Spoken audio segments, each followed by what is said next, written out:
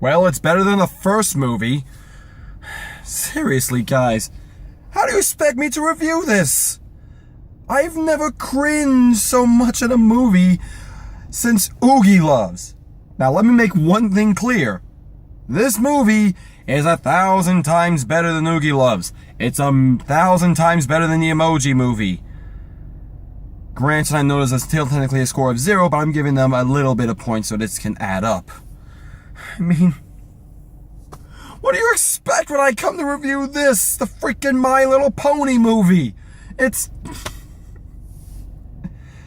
In case you haven't realized, this is the movie I made a bet with that if I somehow got 25 subscribers by the time it came out, I would review it. And yeah, I sat through it. I wasn't alone in that movie theater, which, hold on, quick tangent here. If you are a parent, and if your kid really wants to see a movie, and I understand that they might have school, so maybe going like on a Friday evening, or maybe like a Saturday or Sunday morning, to spread it out. Don't take your kids to go see a movie at 10 o'clock at night. You don't know what type of crazy people come out at that time.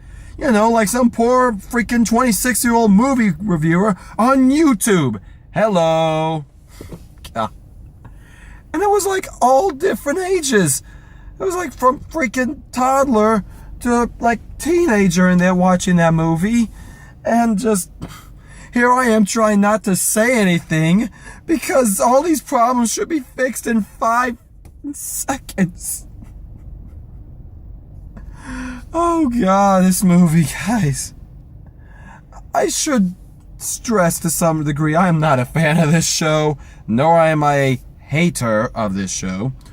But in preparation for this movie, I decided to read the Wikipedia entry for this show, reading each of the episodes to get a basic synopsis of the characters and of themselves.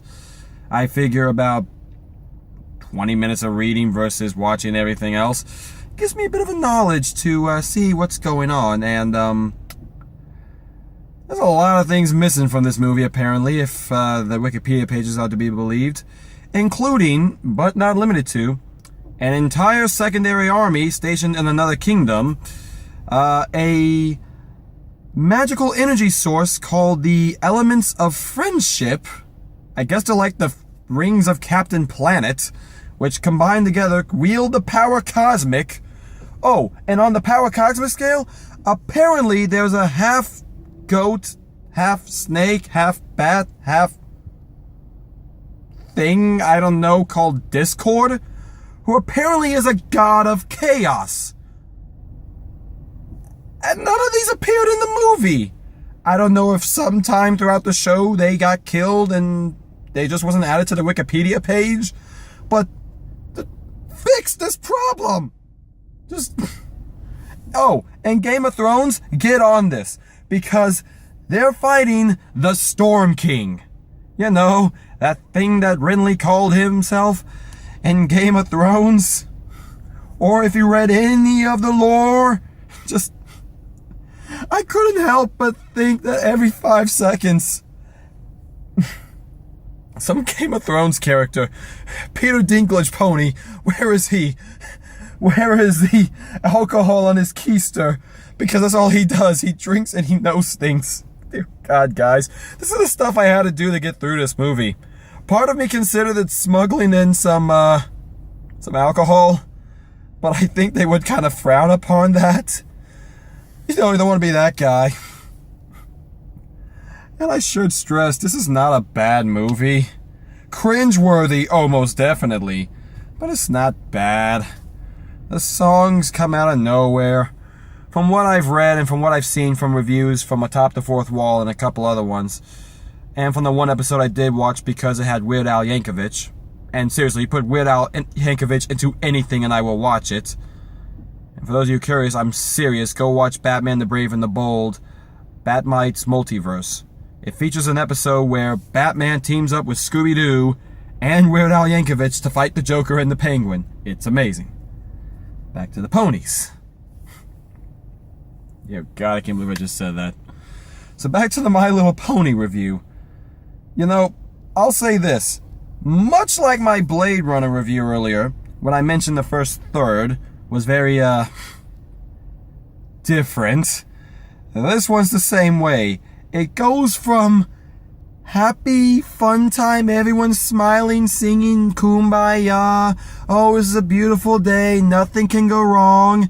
Except, according to the Wikipedia page, once again, this kingdom has been invaded at least 5 times. Why would you think for a second, when you try to hold a big festival, nothing bad is going to happen? And surprise, surprise, something bad happens. They get invaded by a freaking army. Which, by the way, the most powerful mages and mystics in the entire world reside in this kingdom. And all top 3 get taken out in the span of a minute. By the same gimmick each time. Oh my god, there's like power scaling, and then there's this. It's like watching Goku, Vegeta, and you know what, Gohan get taken out by Yamcha. Something does not add up here. God. Oh man. But there is one thing I want to make somewhat clear about this movie. This villain, not the Storm King, but his Commander Tempest, which if you ever read Dragonlance, that brings a new meaning to that word.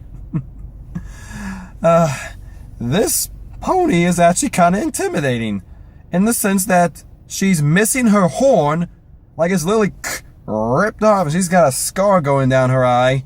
So the design for this world, a jarring one, but 2, she is not in the right movie. She is giving like a 1990s kids film villain. She is straight up intimidating, blackmailing, and if I didn't see these characters later, I thought she straight up murdered some people. Yeah. It fades, you see some explosions, you hear them scream, and then you see debris of their ship just all over the place. Yeah. People be dead. But they come back and all that, so there's that. Which isn't the part that ruins this character for me. No, it's actually not the character itself or the heel turn, because it's My Little Pony. Of course she's going to turn good in the end. No, my problem resides with the first sidekick villain to actually make me angrier than the freaking minions. Okay, say what you will about the minions from Despicable Me. At least in Despicable Me, Gru's not actively trying to be pure evil, not trying to be completely intimidating, and this, for what they do, they don't completely ruin any ambience or mood they're trying to set. Here I am, at midnight, watching a My Little Pony movie because I lost a bet. I will never stop stressing that. To the point where I'm just trying to latch on to anything that's enjoyable. And you know what? The environment and some of the character designs, not bad. Treasure Planet might want to sue some people, but not bad. But this guy, every time Tempest does something somewhat decent and intimidating, makes me go, dang, what's up with her?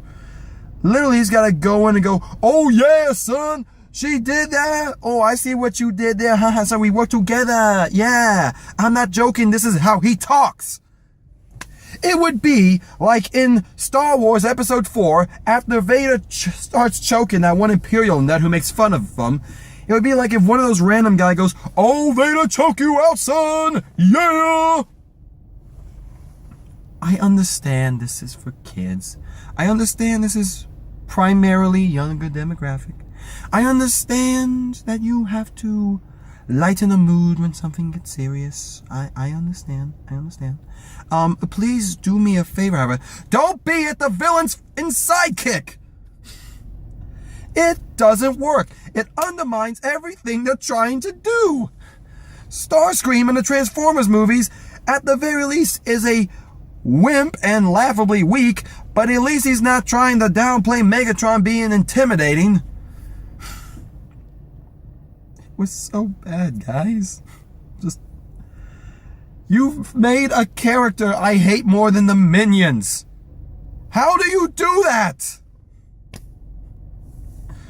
Oh god. But side characters introduced, the ones that weren't in the Wikipedia, or if they weren't introduced, I'm guessing by the way they were set up, they were completely new.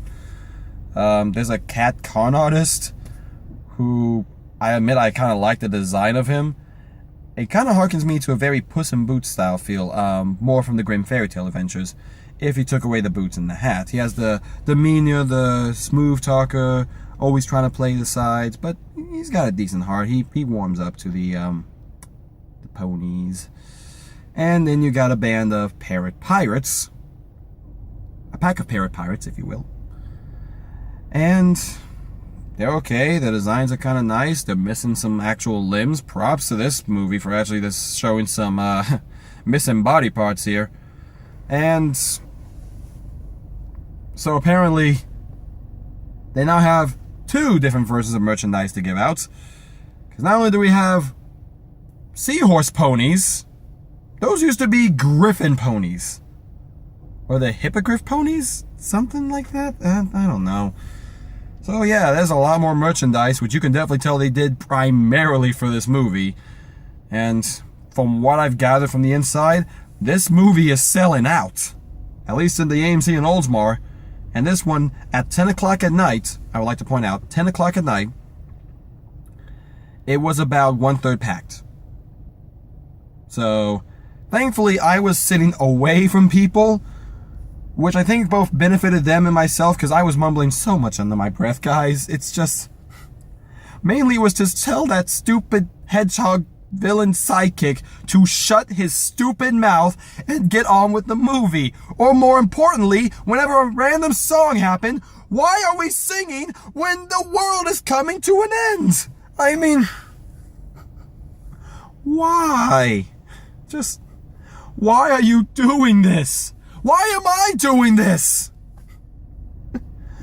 Oh, God. But I do want to stress, guys, for all this kind of rage I got here, it's more of a joke rage than anything. I am upset at certain things, but it's My Little Pony the movie. What do you expect? I'm not expecting Citizen Kane up in here. I'm not expecting something aquief to Don Bluth or anything of the Disney Renaissance. All I'm asking for is you don't make me cringe every single second. And once you get past the first third, once the villain shows up, the cringe factor gets toned down greatly. And you can kind of sit back and enjoy the ride and make fun and riff. Heck, I know for a fact there was 2 guys in there who sole purpose was to go in there and riff. Thankfully, they did not do it loud enough for that I could hear or anyone around them could hear, so be respectful on the riff. Very good, very good. So, that all said, if you're a fan of the show, from what I've read, from what I've seen, it's basically a full-length picture of the show. Some of the heel turns and character actions might be out of call for some reason, but they do their job. And I'll be honest, I'm a sucker for Tara Strong. One of my favorite voice actresses of all time. Loved her as Raven in Teen Titans. I tolerate her whenever I have to see a single thing from Teen Titans Go, and her role as Twilight Sparkle, actually. Yeah, that's her character's name, by the way, for those of you who've never seen the show. Her character is Twilight Sparkle. The main lead is actually really good. She conveys emotion when she needs to be, and she's able to go through a wide range with that different voice. So, to you, I say props, Tara Strong. And for anyone curious about whether or not to go see this movie, well, if you like the show, go ahead and see it. It looks very good. They definitely do put their money into the animation for this. It ain't cheap. It looks actually some pretty good quality that Disney wishes they could put out from time to time. And for those of you who don't, why would you even think about seeing this movie? Why? If you want to riff on it, wait for it to be on Netflix or Redbox, or whenever Hasbro, the hub, decides to post it on their channel, because they will. Trust me, they will. You can get a good riff and laugh at it. It's not bad. I mean, heck, if I'm being completely honest here, on my top 10 list, this thing isn't even going to come close. So, will it make it on the top 10 best solely out of the fact that it's not bad? Maybe. Who knows? We'll see how things go at the end. But it's good to be back, guys. I've gotten that off of my shoulders, And now, next week, I'll be going back to my traditional once a week review. In this case, I will be reviewing Happy Death Day. Yes, I go from Blade Runner to My Little Pony to Happy Death Day. I go the full gambit here, ladies and gentlemen. Will it be good? Dare I say, will it teach me the value of friendship like this movie did? I highly doubt it, because it's a movie about somebody getting killed over and over and over again. Kind of like what Tempest was almost doing in this movie, if you think about it. Come to think of it, there actually is a death in this movie. Yeah, the main villain, he dead. Dead. His head is gone. Sorry for that spoiler at the end. But if you manage to stick through this to the end, you have my thanks and my congratulations. I'll see you all next week. This is Kevin Riley signing off, and I'll see you all next time. Later.